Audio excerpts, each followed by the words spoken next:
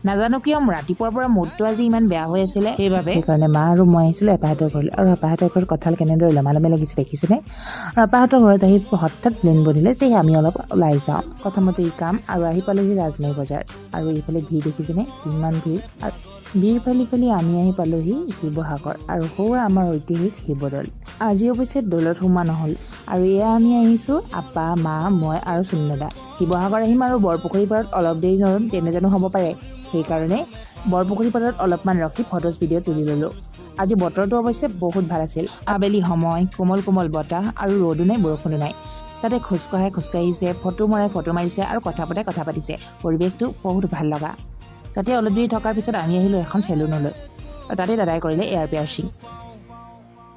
তাৰ পিছতে সন্ধিয়াও হ'ল আৰু অলপ ভোক লগাৰ বাবে আমি আহিলোঁ কেফে ম'মত আৰু তাতে আমি অৰ্ডাৰ দিলোঁ কিছুমান খাদ্যবস্তু মই মোৰ কাৰণে অৰ্ডাৰ দিলোঁ থোপ্পা আৰু মাহঁতে দিলে ফ্ৰাইড ৰাইচ আৰু চাওমিন খাই অৱশ্যে ভালে লাগিলে মই হ'লে অকণমান সকলো টেষ্ট কৰিলোঁ তাৰ পাছত সময়ো যিহেতু হ'ল গতিকে আমি ঘৰলৈ বুলি ৰাওনা হ'লোঁ